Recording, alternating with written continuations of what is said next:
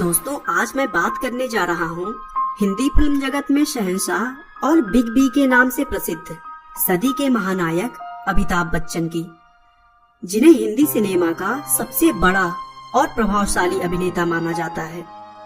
दोस्तों, अमिताभ बच्चन को उनकी जबरदस्त एक्टिंग के लिए 4 बार नेशनल फिल्म अवार्ड दिया जा चुका है। इसके अलावा भारत सरकार ने उन्हें पद्मश्री और पद्म विभूषण से भी सम्मानित किया है।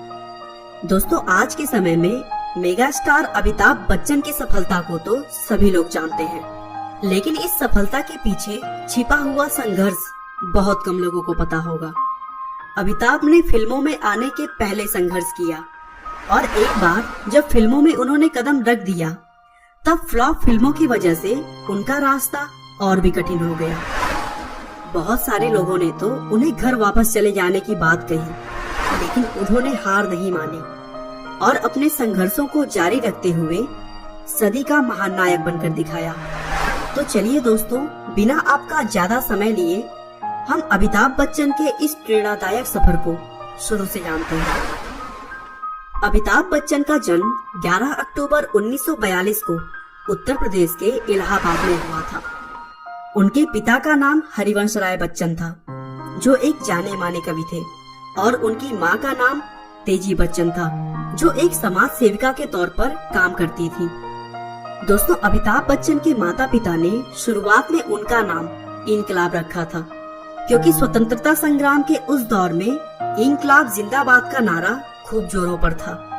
लेकिन आगे चलकर हरिवंश राय बच्चन के करीबी दोस्त सुमित्रा नंदन पंत के कहने पर उन्होंने अपने बेटे का नाम अमिताभ कर दिया, जिसका मतलब होता है एक ऐसा प्रकाश जिसका कभी अंत न हो। अमिताभ बच्चन की प्रारंभिक शिक्षा इलाहाबाद के सेंट मैरीज स्कूल में हुई।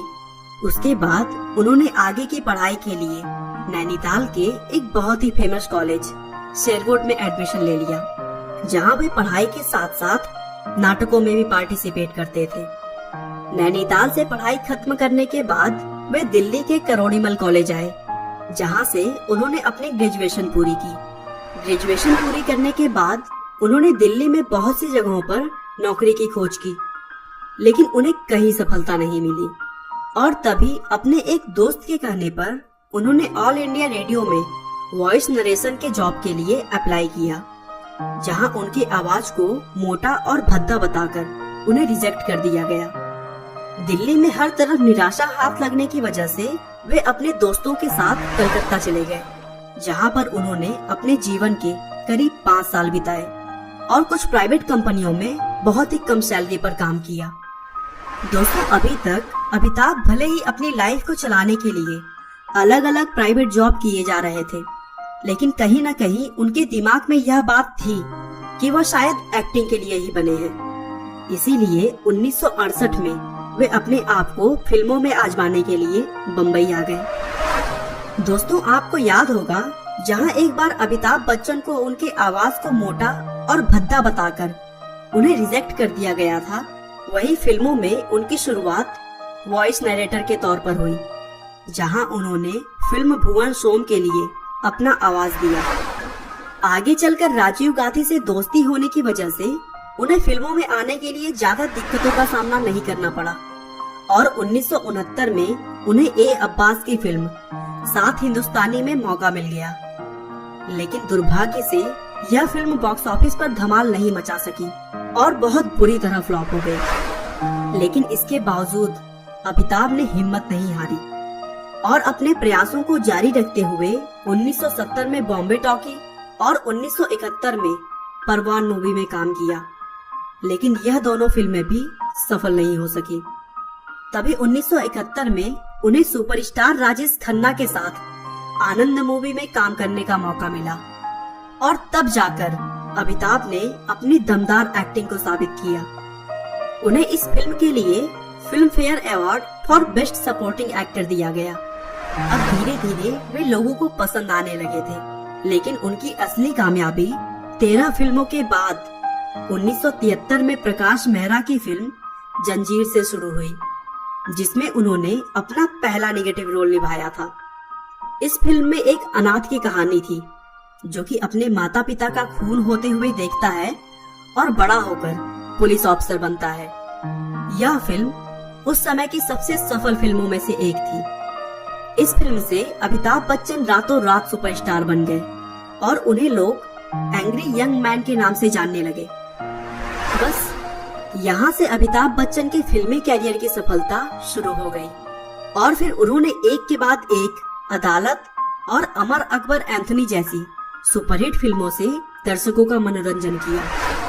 लेकिन तभी अचानक 26 जुलाई 1982 को कुली फिल्म की शूटिंग के दौरान उन्हें एक एक्शन सीन में बहुत जोरों की चोट लग गई।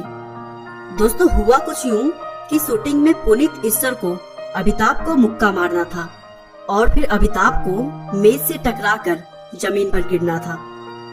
लेकिन जैसे ही वे मेज की तरफ कूदे, मेज का कोना उनके पेट में जा लगा, जिसकी वजह से उनका काफी खून बह गया और हालत इतनी गंभीर हो गई कि ऐसा लगने लगा कि वे अब जीवित नहीं बच पाएंगे। लेकिन डॉक्टर्स की कोशिश और उनके चाहने वालों की दुआएं काम आई और उनका इलाज सफल रहा। उसके बाद 1983 में उनकी वह फिल्म सुपरहिट गई और उस साल की सबसे ज्यादा कमाई करने वाली फिल्म बनी। कुली में लगी चोट के बाद उन्हें लगा कि वे अब फिल्में नहीं कर पाएंगे, इसीलिए उन्होंने अपने पैर राजनीति में बढ़ा दिए। लेकिन राजनीति में वे ज्यादा नहीं टिक सके और फिर 1988 में उन्होंने शहंशाह मूवी से वापसी की। लेकिन उसके बाद की बहुत सारी फिल्मों में उन्हें निराशा मिली और उनका कैरियर खत्म सा लगने लगा। लेकिन 2000 में आई मोहब्बतें मूवी उनके डूबते कैरियर को बचाने में काफी मददगार साबित हुई और फिल्म में उनकी एक्टिंग को काफी सराहा गया। बाद में चलकर उन्होंने टीवी की दुनिया में भी बुलंदियों के झंडे गाड़े और उनके द्वारा होस्ट किया गया केबीसी यानी कौन बनेगा करोड़पति शो टीआरपी के सारे रिकॉर्ड्स तोड़ डाले। दोस्तों, अमिताभ बच्चन अपनी सबसे बड़ी उपलब्धि हरिवंश राय बच्चन का पुत्र होना मानते हैं। उनका कहना है कि पिताजी ने मेरे हर फैसले में मेरा साथ दिया था। सब मिला जुलाकर अमिताभ बच्चन जी हम सभी के लिए एक आदर्श है, जो कई दशकों से लोगों के दिलों पर राज करते आए हैं और करते रहेंगे। हार मानो नहीं तो कोशिश बेकार नहीं होती, कोशिश करने वालों की कभी हार नहीं होती। आपका बहुमूल्य समय देने के लिए बहुत बहुत धन्यवाद। इस वीडियो को लाइक करके आप हमारा मनोबल बढ़ा सकते हैं। दोस्तों, अगर आप हमारे वीडियो को मिस नहीं करना चाहते तो कृपया चैनल को सब्सक्राइब कर लें। आपको यह कहानी कैसी लगी हमें कमेंट करके जरूर बताएं। धन्यवाद।